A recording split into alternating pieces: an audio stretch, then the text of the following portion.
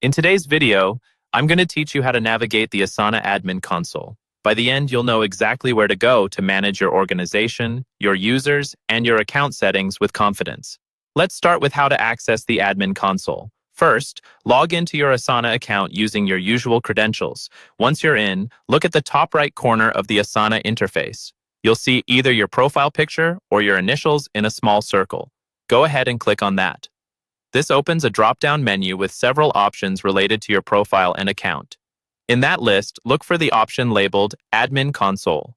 Click it, and Asana will take you into the dedicated area where all your admin tools live.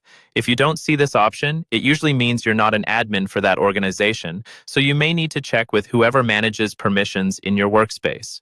Now that you're in the admin console, let's walk through the key navigation tabs you'll use most often and what each one is for. The first major area is Insights. Think of Insights as your dashboard for what's happening across your organization in Asana.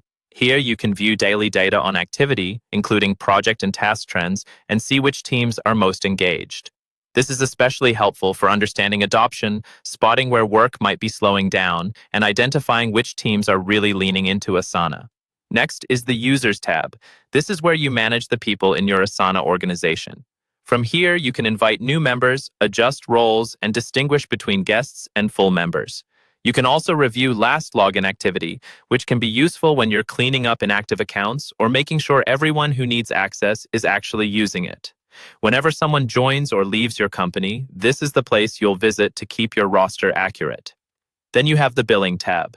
This section gives you an overview of your current subscription plan, including seat counts and plan type. You can update your payment methods here and review your billing history. If your organization is growing and you need more seats, or if you need to update a credit card, this is where you'll do it. After that is the Settings tab.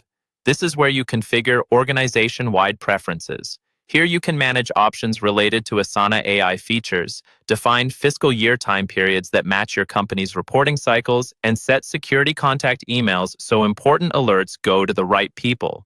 Changes here typically affect everyone, so it's worth reviewing these settings carefully. Finally, there is the Resources tab.